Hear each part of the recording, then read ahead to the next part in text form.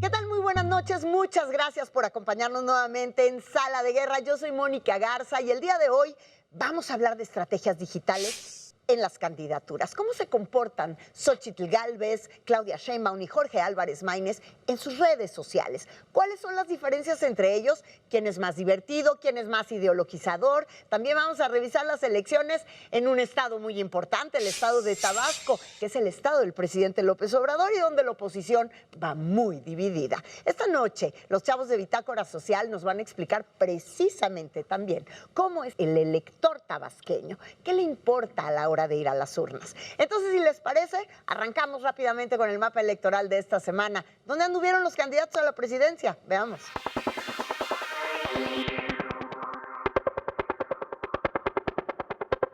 Esta semana, las candidatas y el candidato presidenciales tuvieron distintas actividades donde los efectos del post-debate no los abandonaron. Xóchitl Gálvez, candidata del PAN, PRI y PRD, acudió a la Universidad Iberoamericana en la Ciudad de México, donde fue recibida con reclamos por hechos ocurridos en administraciones anteriores de los partidos que hoy abandera, como lo sucedido en San Salvador Atenco y la guardería ABC en Sonora, hechos de los que de inmediato se deslindó, pero también muchos estudiantes la respaldaron ahí, donde Gálvez aprovechó la oportunidad de responsabilizar al INE del desastroso debate, aludiendo a un cambio de formato de último momento que, según aseguró, nunca fue acordado con los tres debatientes. Efectivamente, ayer fue un desastre el debate, algún formato acordado distinto al que se llevó a cabo. Íbamos a tener una bolsa de 5 minutos libre para intercambiar, debatir entre nosotros. Por su parte, Claudia Sheinbaum de Morena, Partido del Trabajo y Partido Verde, también visitó a universitarios, en su caso del Instituto Politécnico Nacional, en donde fue cómodamente recibida por los estudiantes. Se comprometió ahí a solicitar apoyo al Politécnico para lanzar un satélite espacial mexicano en caso de llegar a la presidencia. Ahí también Sheinbaum habló con diversos medios de comunicación, en donde también criticó el formato del debate presidencial.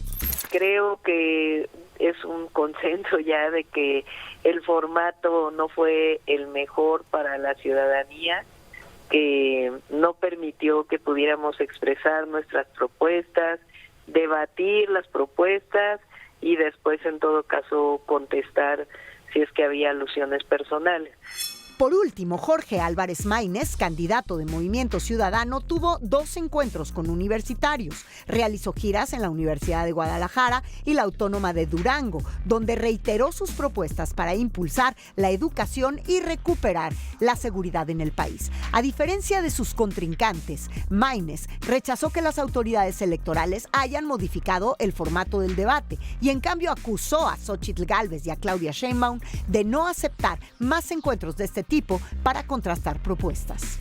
A mí me extraña que se quejen de un formato que se concursó con ellas, con sus equipos, y que además pues se quejan de un formato, pero ni siquiera en ese formato cumplieron, en el sentido de que se hacían preguntas, cuestionamientos precisos sobre temas fundamentales para el país, como la salud, como la educación, como el combate a la corrupción. Y la verdad es que muchos de esos temas los dejaron sin respuesta. Ante los embates al Instituto Nacional Electoral no le quedó más remedio que reconocer fallas en la producción del debate, y lo hizo 2 días después, incluyendo la más evidente y la que más molestó a los candidatos, quienes lo expresaron en el mismo debate, que fue el cronómetro para medir el tiempo disponible para cada uno. El INE se comprometió entonces a corregir para no repetir la misma historia en los próximos encuentros. Fallas técnicas que sin duda tenemos que responsabilizarnos y también responsabilizar al tema de la producción de estos debates. No soslayamos la responsabilidad que tenemos, la asumimos y estamos viendo qué hacer para los siguientes debates, cómo tener mucho mayor cuidado. Mientras tanto, en el escenario nacional, la violencia sigue marcando el proceso electoral de México. Hasta el momento van 35 políticos asesinados. El más reciente fue Julián Bautista Gómez, exalcalde de Amatenango del Valle, en Chiapas, quien buscaba la reelección en su municipio. El candidato fue atacado por un comando armado cuando se dirigía a sus labores en un tractor. Chiapas es uno de los estados más violentos en el proceso electoral. Van 3 aspirantes a un cargo público asesinados este año: Antonio Santis Gómez del Partido Verde, Martín Pale de Morena y David Rey González de Morena también. Mientras tanto, las autoridades federales, estatales y locales siguen sin encontrar una estrategia para proteger a los aspirantes a alguna candidatura en este proceso electoral que ya es el más violento en la historia de México.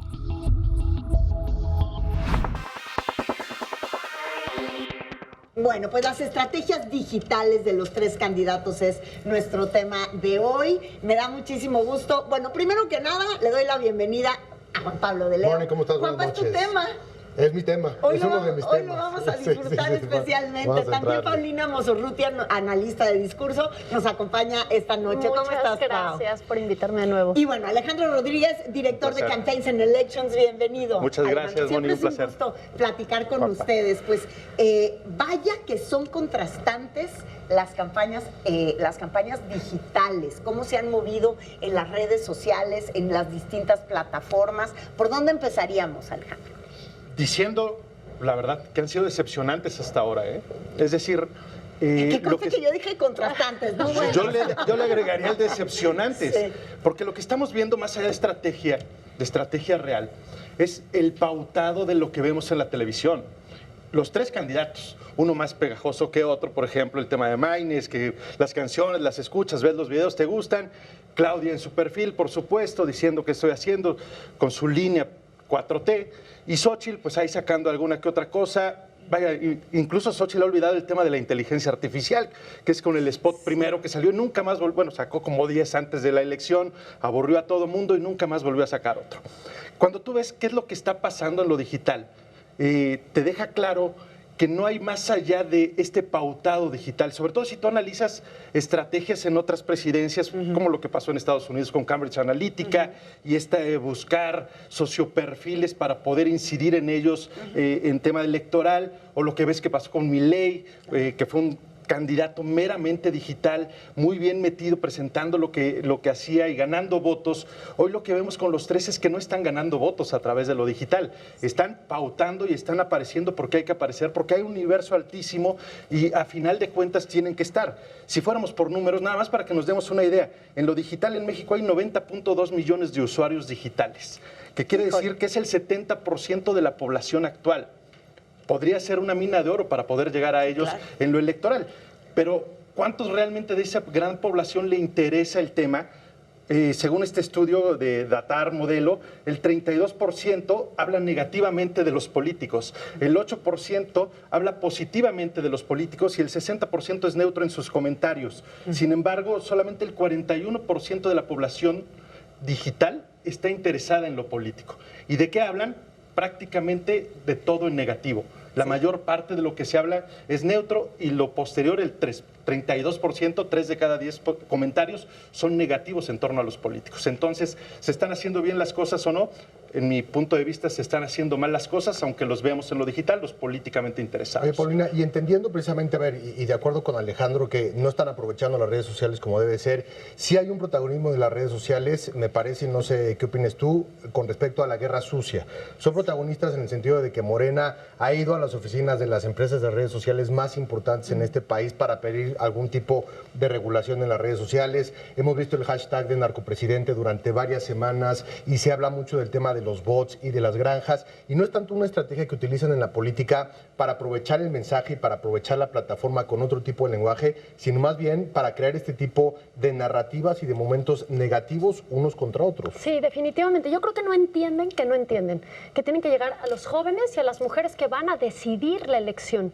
Y ellos no quieren ver confrontación, no quieren ver estos dimes y diretes de estas 2 señoras que se peleaban y se aventaban en la campaña y en el debate, y en consecuencia lo hacen en las redes, pero además de una manera muy sosa, muy forzada, como esta tía que se quiere ver chavorruca, pero te da un poco de pena en los 2 casos. Y Maynes, creo yo, que entiende cuál es su público. Para los señores, cuando hizo las señas, nosotros como que decíamos, híjole, ay, ¿por qué?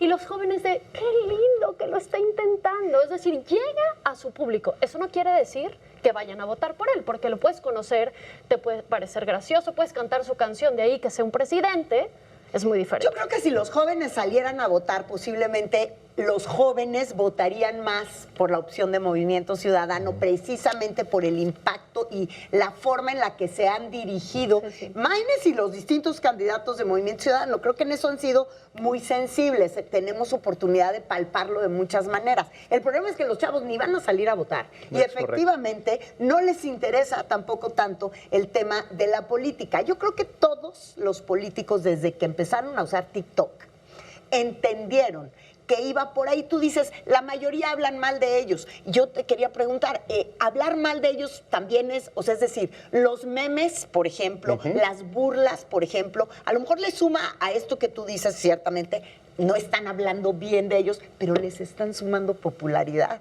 porque los estás reconociendo, aunque sea para burlarte de ellos. Bueno, por lo menos para que en la calle digan, este fue candidato presidencial. No. Pero es cierto también lo que dice Paulina, el tema del conocimiento no siempre tiene que ver o no siempre desemboca en una intención de voto, o dicho en términos digitales, un like no es un voto. El que yo te dé like no quiere decir que voy a ir a votar por ti. Quiere decir que me gustó tu video, que me reí también, que me gustó lo que propones, pero no forzosamente voy a ir a votar. Y el tema de los jóvenes, que por lo general va enfocado el tema de las redes sociales a los jóvenes, es bastante difícil. El joven es el que menos va a votar. Tan solo en este estudio del que les hablo, el quinto grupo que menos le interesan los temas políticos es el que va entre los 18 y los 24 años, cuando se supone que las redes están hechas para que vayan a votar. Ojo, no todas las redes, porque otro de los grandes problemas que tienen los candidatos es que me hacen material, todo para lo mismo. Es decir, pauto lo mismo en Facebook, que en Twitter,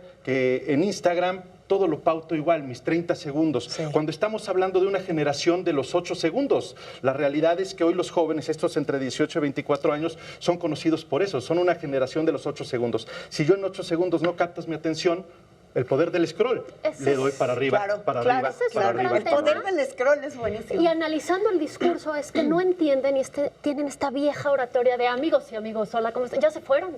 O sea, tienes que dar la nota al principio, tienes que entender eso lo sabes tú que manejas discurso. Antes podían llegar los políticos, te sentabas y te los ponían ahí a los acarreados 3 horas y pues como Fidel hablaba y los dormía y bueno, pues tengo que comer y me quedo. Pero hoy en ese poder del scroll la gente dice adiós, como antes era el poder y todavía en la televisión, del zapping, ¿no? Le voy cambiando hasta que me guste. Solo que aquí te doy menos tiempo para que me ganes.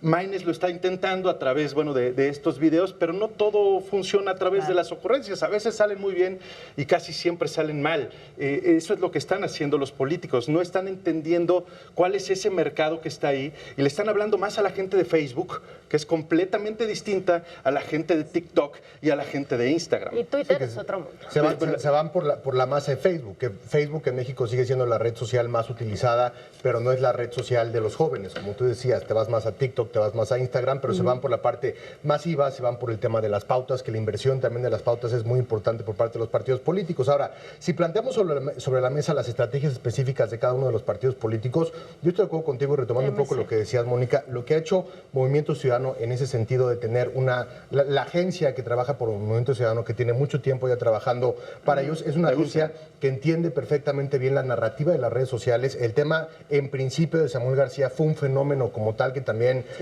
digamos, va contra otro tipo de política al interior del Movimiento Ciudadano, que es Enrique Alfaro, por ejemplo, que se ha quejado mucho de ese tipo de estrategia, pero al final de cuentas ese partido de los jóvenes y ese partido joven que se está vendiendo con MC tiene mucho que ver con ese conocimiento de estrategia digital que se van a utilizar. Morena, por su parte, tiene una estrategia muy interesante respecto a cómo masificar su mensaje. Los grupos de... Pero ¿qué tan reales, Juan Pablo?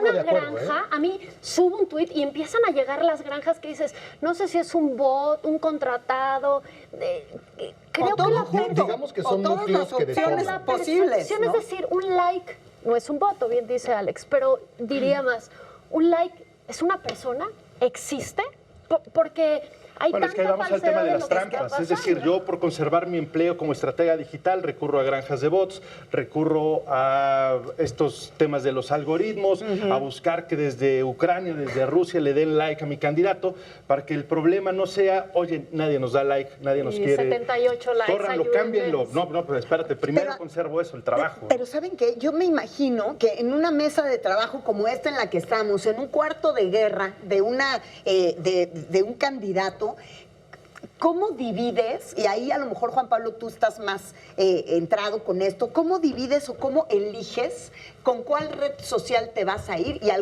cuál de ellas le vas a meter mayor capital, que también tiene que ver de acuerdo con el perfil de tu candidato? Yo creo que es parte de lo que decía Alejandro al principio. Hemos visto ejemplos en donde se han utilizado perfectamente bien en un sentido demográfico las redes sociales para poder dirigir los mensajes a cada uno. Me parece que aquí, en ese tipo de estrategia y en ese tipo de planteamiento, estamos todavía en pañales, en desconocimiento y en tirar, digamos, el cañonazo para poder matar a la mosca en la Es pared, correcto. en lugar de utilizar elementos mucho más precisos y más sofisticados, digamos, en temas de comunicación, para que cuando haces una campaña y grabas un spot, no sea el spot que metas en Facebook y pautes para todo el país, sino que hagas 32 spots o 64 spots o los que se requiera, el poder jugar con la cultura popular, que es algo que no están haciendo los candidatos, que vemos que se hace muy bien en otros países para poder abordar a una población que no le interesa la política, pero utilizar los Claro. elementos que sí les interesan para de alguna manera combinar esos mensajes y esas narrativas. Y eso yo creo que sí estamos en pañales en este Ahí país. hay un problema de subsegmentación que tendrían que saber hacer. Es De decir, acuerdo. en redes sociales tú debes de saber a quién le llegas y con qué le llegas, y lo están haciendo de manera general. Pero a mí, recapitulando lo de MC, me llama mucho la atención que percepción es realidad. Es decir, hace una sarta de tonterías Samuel y en una noche hacen toda una narrativa de nos sacaron y la gente se la cree. Luego viene este hombre y entonces ya todos cantamos Minus Minus y está en el lugar quinto de Spotify. Es decir, tienen una Increíble. capacidad de reacción y lo bajan y son los que tienen 5%. ¿no? Lo que pasa es que tienen un mercado muy bien estudiado, un mercado virgen, que es el de los jóvenes, que desgraciadamente es el que menos vota repitiéndolo. Es decir, voy Es que sobre los que ahí no están debió de copados. haber- hacia allá se tenían que ir las campañas en todas las redes sociales o en todas las plataformas hacia tener una estrategia de invitación al voto, de hacerle Exacto, de entender ciudadanía. a la ciudadanía por qué es importante que vayas a votar y sobre Y todo lo que a los estamos viendo es chavos. todo lo contrario, es decir, es cómo conservo a los que ya traigo. Exactamente, ¿Para qué quiero más si con estos me exacto. alcanza? Pero aparte, acaban de decir algo que queda perfecto. Es decir, si tú, MC, les dices, ya se las estamos organizando, mandamos la factura, porque si tú haces de MC una campaña de sal a votar por quien sea, pero Sí. sal a votar, tú joven eres el...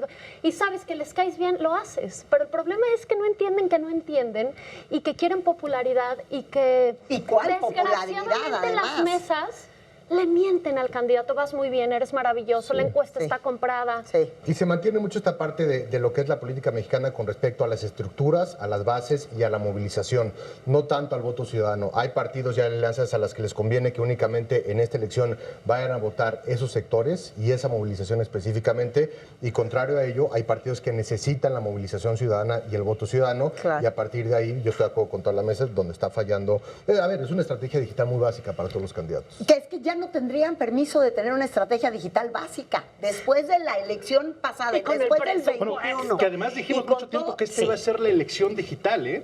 Sobre todo si nos Imagínate, ponemos a analizar... menuda elección Mira, digital que tenemos. Si nos ponemos a analizar lo que hizo Cambridge Analytica, que es cuando todos nos espantamos y vimos el poder de las redes sociales. Cambridge Analytica utilizó 87 millones de usuarios de Facebook para poder crear 5,000 datos de cada uno de ellos. Y esos 5,000 datos le ayudaban a determinar el tipo de personalidad de cada votante para darle un mensaje específico a cada uno de ellos que le ayudara a Donald Trump a ganar la elección. Y Es eso decir, solo se logra el con Big voceros. Data, Sí, ¿cómo se usa? claro. Uso el Big Data, la gran información, para llegar a uno por uno en esa micro o nanosegmentación y que voten por mi candidato a través de lo que a ellos les gusta. Que el problema es que tomaban información de todas las empresas que puede haber, de todos los likes que tú das, para poder darte eso que te iba a dar una afinidad. Eso es estrategia digital. Oigan, yo sé que aquí nos podríamos seguir toda la noche, pero nos tenemos que ir a un... No nos tenemos que ir a un corte, nos tenemos que ir a revisar la encuesta de encuestas de esta semana. Contigo, Juanpa. Vamos, pues. Nos vámonos. Bueno, Moni, vamos a conocer la encuestas de Pulse MX de las alianzas a la presidencia de la República. Se están moviendo las cosas, no de manera absoluta, pero sí me parece que hay datos interesantes que podemos ver. Hoy Claudia Sheinbaum tiene un 58% de la intención de voto, Xochitl Gálvez tiene un 37% de la intención de voto y Jorge Álvarez Maínez tiene un 7% de la intención de voto. Si o sea, de la semana pasada ahora Maínez subió, ¿cuánto? Ese es uno de los puntos. 2 puntos. 2 puntos, ver, es bastante. Esto todavía no refleja las consecuencias del debate que transmitimos el domingo anterior. Apenas están levantando las encuestadoras los resultados. Yo te diría que en 7, 8 días vamos a tener ya una claridad respecto a cuáles fueron los efectos del post-debate. Entonces, ¿estos 2 puntos son consecuencia de la campaña propiamente? De la campaña propiamente, todavía no se ve reflejado el debate. Ahora, la tendencia de Claudia Sheinbaum en ese sentido es una tendencia ligeramente a la baja. Hemos platicado mucho acerca del techo que tiene Morena y del techo que tiene Claudia Sheinbaum, específicamente con la intención de voto que no ha pasado de ese 60%. Del 60% se ha movido a 58%. Y esos 2 puntos sí hemos visto que se han ido para Xochitl Gálvez en esa tendencia también ligeramente ascendente que tiene la candidata del PRI-PAN-PRD, que está actualmente en 33 puntos. Son 25 puntos de distancia. Sigue siendo una distancia enorme a menos de 50 días de que se lleven a cabo las elecciones del próximo 2 de junio. Pero sí también te habla de un esquema de voto y de poder de los partidos políticos, del efecto de las campañas para cada uno de los candidatos y cómo de un 30% que llegó a marcar nuestra encuesta de encuestas se ha disminuido a un 25% que está marcando actualmente las encuestas. Es un número interesante, son tendencias interesantes. Yo creo que el gran reto para Morena y para Claudia Sheinbaum está en ver si en sentido de encuestas pueden rebasar ese 60% en la intención de voto, y para Xochitl Gálvez creo que esta línea ascendente que lleva ya desde hace 2 meses se puede seguir manteniendo. Difícil que se vaya a cerrar de manera peligrosa para Morena hacia el final, pero me parece que si la tendencia se mantiene, la narrativa para su campaña, la narrativa en la campaña de Xochitl Gálvez podría cambiar, y para Jorge Álvarez Maínez yo creo que lo que tú decías, será muy interesante ver de qué manera le afectó o no el debate, si le dio conocimiento, que es muy importante, y sobre todo si le dio una intención de voto, que ya lo estaremos revisando, porque de 5 que se desploma cuando lo nombran el candidato, la intención de voto para MC, ahora tiene 2 puntos más. Pues me parece súper interesante lo que presentas esta noche, porque por primera vez desde que empezó Sala de Guerra se mueven de alguna manera un poco más radical los números, y la realidad es que a 1 mes y medio de las elecciones 2 puntos no es poco. De acuerdo. ¿No? Vámonos a un corte comercial, pero antes los vamos a dejar con un cuarto de guerra de uno de los candidatos presidenciales. Hoy hablamos de experiencias digitales. Él a través de sus redes sociales lo mostró. Miren. Bueno, quiero aprovechar para enseñarles un poquito aquí de las oficinas, pero además el equipo, que es fundamentalmente un equipo de jóvenes. Allá está Jera, que está en recepción, con este equipazo de jóvenes que están trabajando, incluyendo la que va grabando, que se acaba de hacer. Miren, Lina, que en sus cumpleaños vino a trabajar, el gran coordinador de todo este equipo, que es Juan Manuel. Yo, también rockero, también musical. Y bueno, proponemos jornada laboral digna para todas y para todos.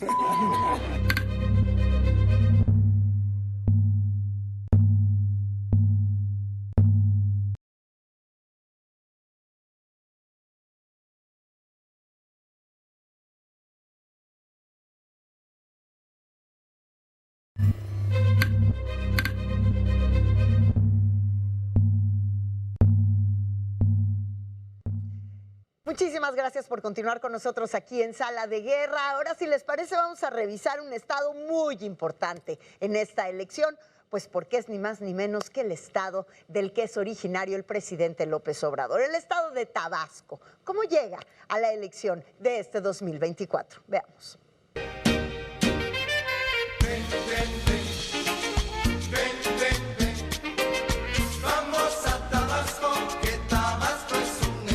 Dice la canción que Tabasco es un Edén. Es un estado que aporta al país cada año 3.8 toneladas de alimentos, que cuenta con un litoral de casi 200 kilómetros y está frente al Golfo de México, por lo que tiene en sus costas diversos campos petroleros. Es ahí donde se construyó la polémica refinería Dos Bocas, inaugurada en 2022.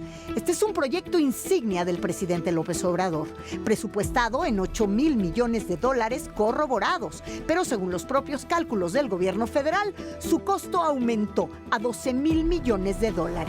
Cabe mencionar que dicha refinería aún no está totalmente terminada. Esta tenía una meta inicial de procesar 340,000 barriles de crudo diario, meta que se ha ido reduciendo y hoy va en 243,000 barriles diarios, los cuales no se procesan aún, porque la refinería sigue sin comenzar formalmente su operación. Se espera que el banderazo se dé en el mes de abril, como lo afirmó el presidente esta semana. Finales de este mes, el mes próximo, y va a producir pues el 20% de las gasolinas que necesitamos. La construcción de esta refinería trajo crecimiento económico a Tabasco. De hecho, es el estado que registra mayor crecimiento económico entre 2019 y 2023. De acuerdo a datos del INEGI, el estado creció 24%, cifra mayor a cualquier otro estado en el mismo periodo.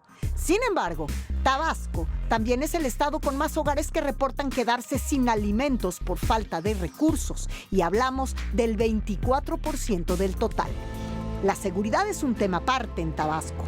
Recientemente se han registrado hechos muy violentos que derivaron en la renuncia de Hernán Bermúdez, secretario de Seguridad de la entidad, en el llamado Viernes Negro, aquel 22 de diciembre de 2023, en el que hubo enfrentamientos, asaltos, bloqueos con autos incendiados en la capital, Villahermosa. Van a tener que caminarse hasta por allá, ahí no se va a parar, nadie se va a parar ahí, ¿no? Hernán Bermúdez es el tercer secretario de Seguridad en Tabasco que deja el cargo durante este sexenio, en el que a partir de ahí la violencia se recrudeció en la entidad, aunque todo ha sido desestimado por el gobierno estatal y federal. Ni manipular por la desinformación, las noticias falsas y el oportunismo electoral, que lo único que han provocado son rumores, pánico y psicosis social. Lo cierto es que Tabasco llega a la elección de este 2024 con inseguridad creciente, pero el respaldo social se mantiene inclinado a Morena ante la fuerza de la figura del presidente López Obrador. Por ello, indiscutiblemente el próximo gobernador de ese estado tendrá un gran desafío desde el primer día.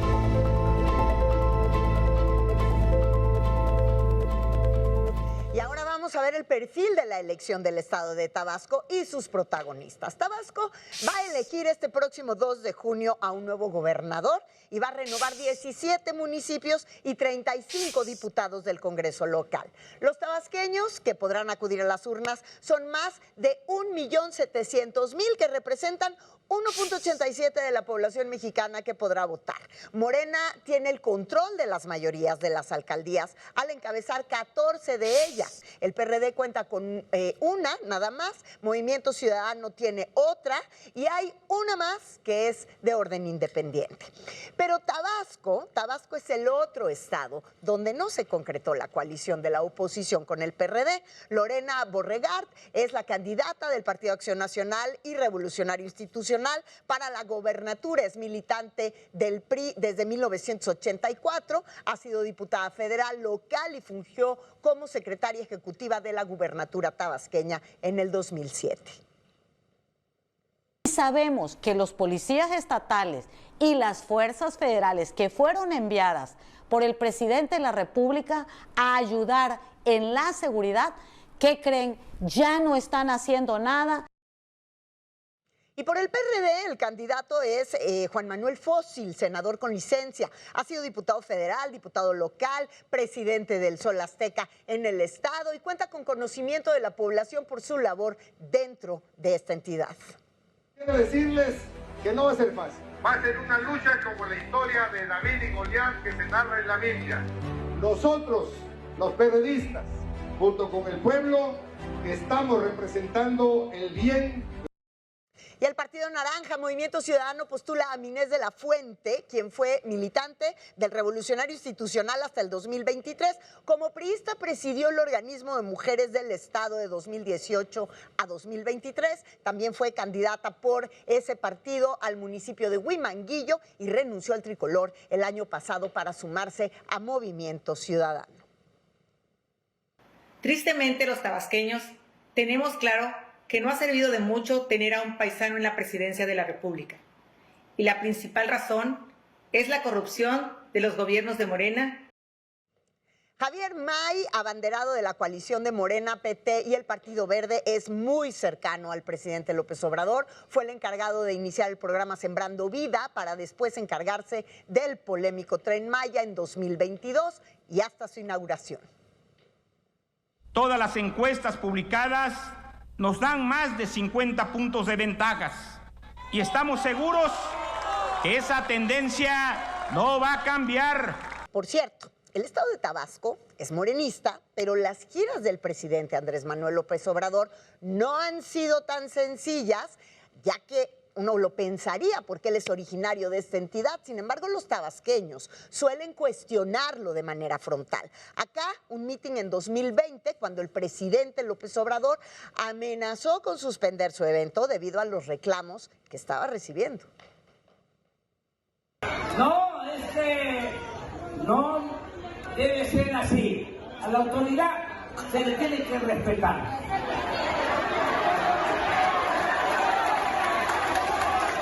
¿Y qué?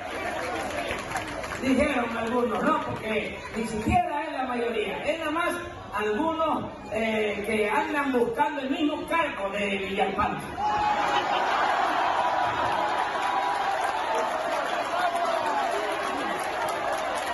Dijeron, va a venir Andrés Manuel y ahora le vamos a pasar toda la cuenta. Y bueno, Tabasco es un estado que Morena busca mantener a toda costa, mientras la oposición llega a esta elección pues herida por sus divisiones y bajo la lupa, por supuesto, del ojo presidencial. Pero ¿qué les parece si revisamos el perfil del votante tabasqueño para este 2024 con los chavos de Bitácora Social?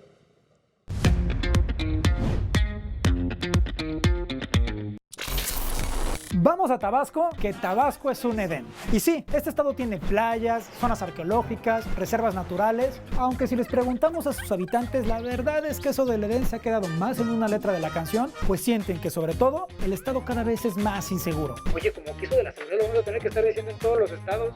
Desde la mirada antropológica, Tabasco tiene dos grandes identidades divididas en uno, la franja norte, mucho más industrial, petrolera, tecnificada, o sea que le saben muy bien a eso de la tecnología y de la producción. Y la otra franja es la franja sur, mucho más tradicional, arraigada a la tierra y podríamos decir que artesanal, tanto en su producción como en su vida cotidiana. Estas dos identidades a veces están en armonía y a veces no, al grado de que podemos hablar de dos Tabascos. Y esto, para la política, es un gran reto. Sin embargo, coinciden en algo, el temperamento choco. Ser choco es tener un temperamento pasional, impulsivo, caliente. No solo hablo del calorón tabasqueño, hablo de sus emociones, porque son muy persistentes y son muy movidos. Pero culturalmente, ser choco también es reconocer la riqueza de su estado, la diversidad que representan. Están orgullosos y dispuestos a defender sus espacios ante todo y con todo. Si bien perciben que han vivido una etapa de deterioro en el pasado, el saber que hay proyectos de infraestructura en su estado, como el tren o la refinería, les ha devuelto la sensación de que Tabasco es una tierra de oportunidades para quien trabaja.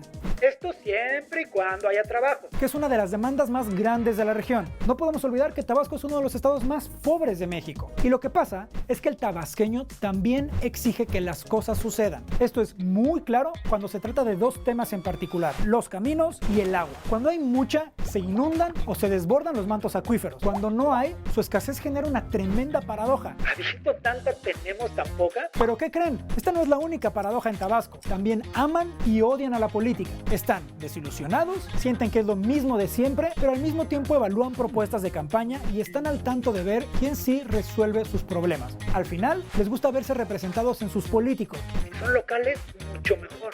Este 2 de junio, Tabasco decidirá quién les gobernara. Las familias quieren mayor bienestar, que los orígenes y los estilos de vida se respeten, pero sobre todo que haya un buen empleo y tranquilidad. Que Tabasco sea, por fin, ese Edén de la canción. Que Tabasco es un Edén.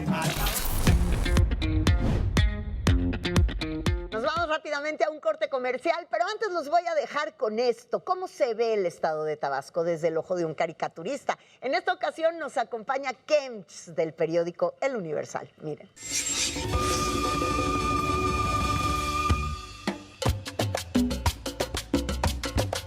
Hoy platicaremos sobre el estado de Tabasco, un estado de la República lleno de flora, de fauna, los animales que viven en esa región de la República, pues son animales muy típicos. Ahí está la tortuga, la lagartija, la iguana, zorrillo, hurones, etcétera. Pero hay un animal que es el más famoso de todos, cuando menos se ha hecho muy popular, que es el peje lagarto. Y es el que vamos a elaborar el día de hoy. No es tan inofensivo, tiene unos dientes demasiado filosos. Es el representante del estado de Tabasco, es cuando menos de los más conocidos. Es un animal que tiene unos dientes filosísimos. Yo no sé si llegue a considerarse un animal peligroso, pero cuando menos, pues una mordida de ese animal sí vendría a perjudicar a cualquiera que lo llegara a experimentar, esa mordida. Entonces tienen su hociquito como de lagartijo, como de lagarto. Aquí el asunto, les repito, es la peligrosidad de esos dientes tan filosos que tiene y que hoy lo vamos a representar como la violencia. Y tiene entre esos filosos dientes algo que es lo que nos está preocupando hoy en día, que son las elecciones. Eso sí nos preocupa, que la violencia esté poniendo en peligro pues la calma en el estado, y aquí les presento la violencia en Tabasco.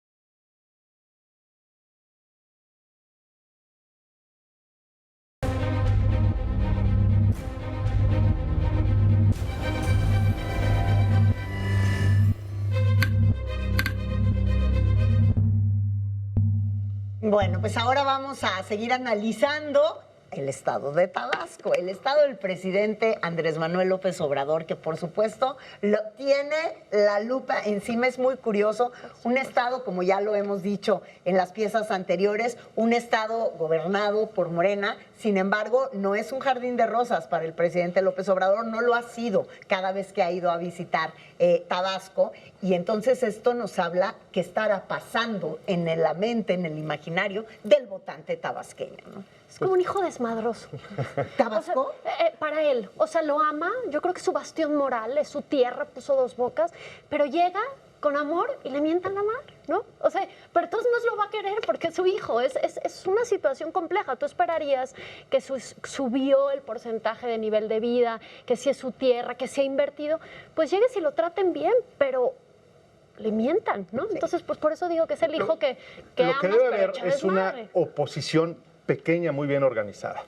Sí, digo, la realidad es que en términos electorales ganaron por casi el 50% con Adán Augusto, ¿no? Adán Augusto, que era no el candidato favorito, Adán Augusto era el segundo lugar, el notario, el amigo, no era el favorito, era Javier May, que ahora está hablando de hace 6 años. Presidente, la figura del presidente le dicen a Javier May, aguántate, ahorita va mi compadre, va el compadre que no lo conocía nadie, que era notario, gana la elección por 50 puntos. Y hoy Javier May, que es el favorito desde hace 6 años, pues podría irse de vacaciones a donde él quisiera, regresar el 3 de junio y dar un discurso ganador. Por su documento para firmarlo. Y Alejandro, a ver, pero hablas de lo que debe de haber, es una oposición muy organizada, y lo platicábamos fuera de cámaras con Paulina. Pero chiquita, chiquita. A ver, una oposición chiquita, bien organizada, pero Tabasco es uno de los estados en donde no hay alianza. El PRI, PAN y PRD no se pusieron de acuerdo. No. Vamos a estar viendo los números de es que está mejor organizado el gobierno que los... A ver, es como tú dices, es un estado que, y está mal decirlo, pero los números ahí están, es un estado que ya está cantado para Morena, en donde la oposición no tiene ningún tipo de posibilidad, pero no solamente eso, sino que siendo una oposición pequeña, no estuvieron ni siquiera bien organizados. Hay berrinches de personajes y de candidatos que quisieron sí o sí ir por la gubernatura, que rompieron la posibilidad de tener una alianza ahí, que de poco hubiera servido, estoy de acuerdo, pero de pronto cuando tú ves las distancias y las diferencias de lo que está sucediendo en Tabasco, más allá del presidente, más allá de la aprobación, más allá de cualquier cosa, es un estado en donde la oposición está borrada como en pocos otros estados. Pero ¿sabes qué creo que fue la negociación aquí elucubrando, ¿no?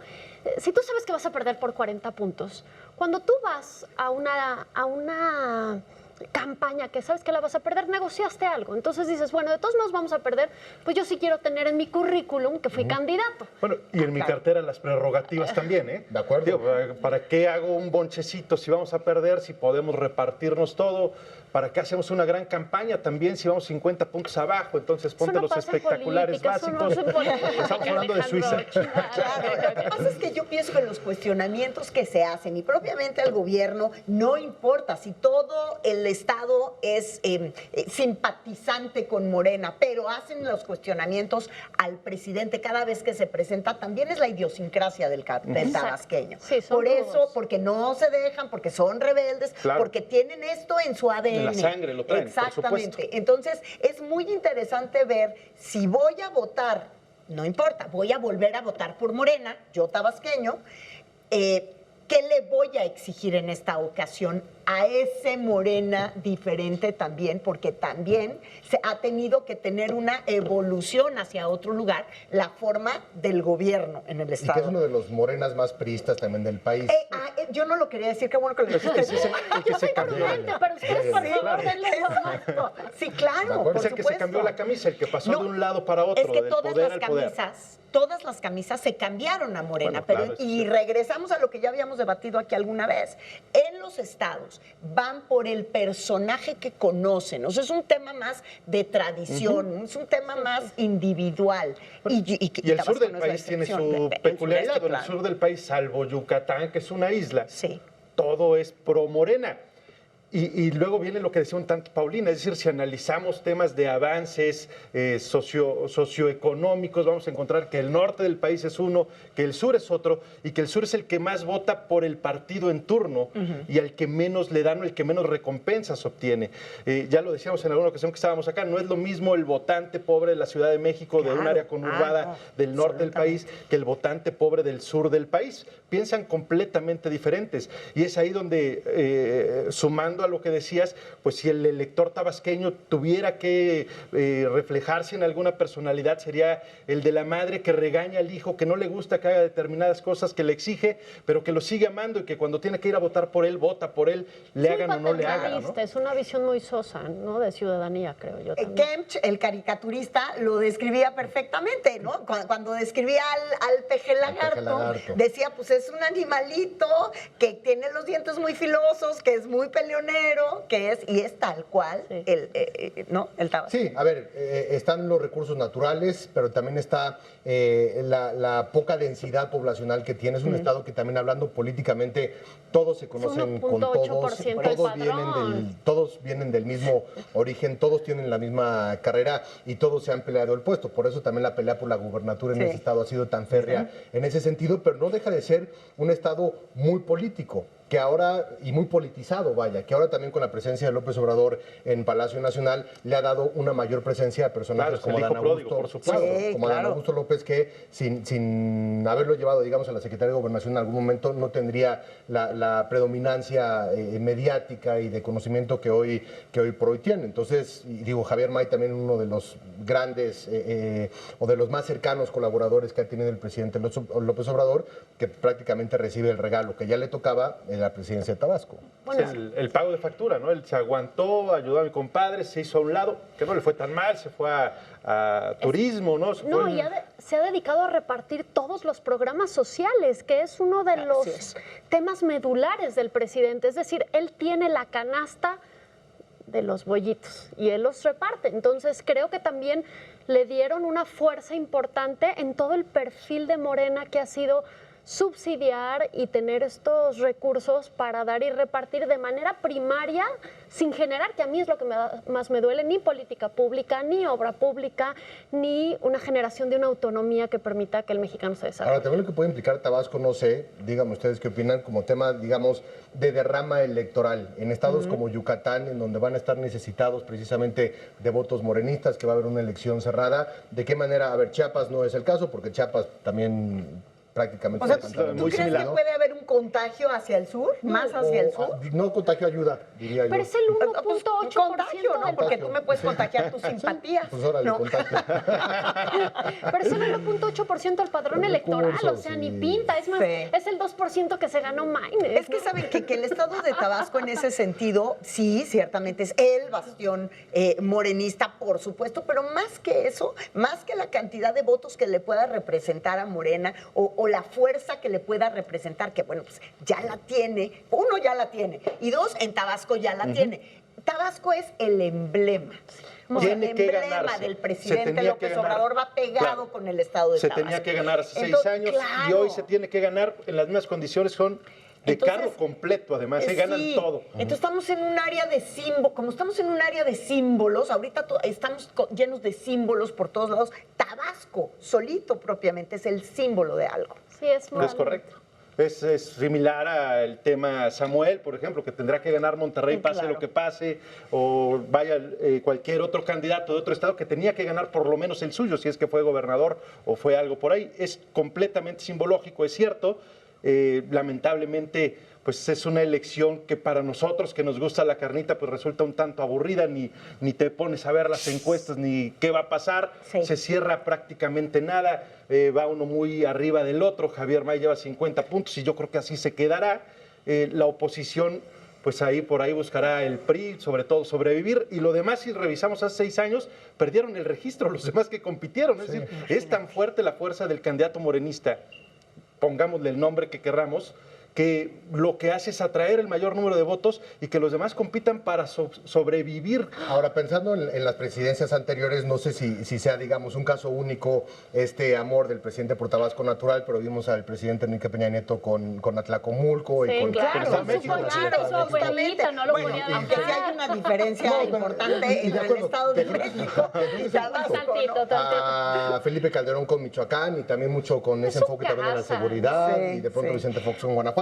No sé si exactamente, con distancias y con mayor o menor intensidad, pero de pronto sí la presidencia de la República ha implicado como este estado o esta región o este lugar consentido para los presidentes. Es el corazón que lo tienes ahí, pero a mí me suena esto, expristas contra otros expristas más priistas, ¿no? O sea, Morena expristas, la DMC exprista, PRI, y bueno, el PAN, pues esperemos que tenga todavía el registro, ¿no? Es ver que no es cierto que no hay nada nuevo y que por lo menos en MC pues es un reciclaje moderno, no la nueva política. Pues sí. ¿Nos vamos a revisar las encuestas? Vamos a ver los números, a ver, Alejandro, si tenías razón con todos los números que nos acabas de dar o no. Vamos a revisar de Tabasco.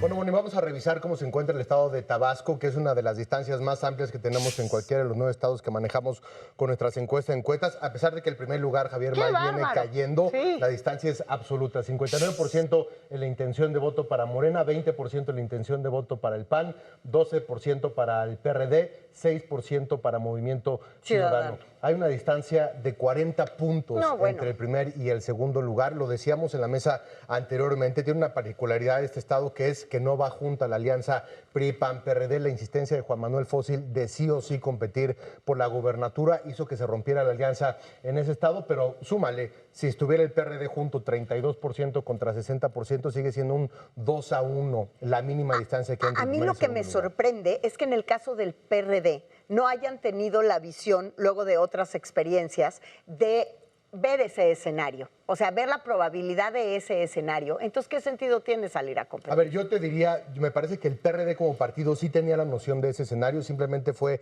la incapacidad de uno de sus miembros, en este caso Juan Manuel Fósil, de entender precisamente el contexto, pero como decíamos, si de pronto ves una elección que está prácticamente perdida ante el poder y ante lo abayazador que es Morena en ese estado, pues de pronto las negociaciones y otro tipo de cuestiones entran como tal ahí en el contexto electoral, pero ningún otro estado, ni siquiera Chiapas, ni siquiera algún otro, tiene la distancia del primer y el segundo lugar. Y a pesar de que vemos que Javier May ha venido cayendo, porque todavía estuvo más arriba. Sí, llegó a tener 65, casi 70% de la intención de voto. Viene en una línea descendente, el PAN-PRI viene en una línea ascendente, pero tienes 40 puntos de distancia a menos de 50 días de la jornada electoral. Es uno de los estados con mayor y con más. Es más un escenario que se antoja muy difícil, que se mueva del lugar ya de donde está, ¿no? Entonces, como tú bien decías desde la mesa, pues esta elección ya está cantada. Ya pueden celebrar desde ahorita. No, bueno, no digamos, en las elecciones todo puede suceder. Con esto terminamos el día de hoy. Juanpa, gracias. Gracias a ti, Moni. Gracias como cada semana, nos vemos el próximo domingo. A ustedes, gracias como siempre. Yo soy Mónica Garza, que pasen ustedes un gran inicio de semana. Y la próxima semana aquí tenemos mesa de postdebate. Habrá debate de los candidatos al gobierno de la Ciudad de México. Nos vemos el próximo domingo.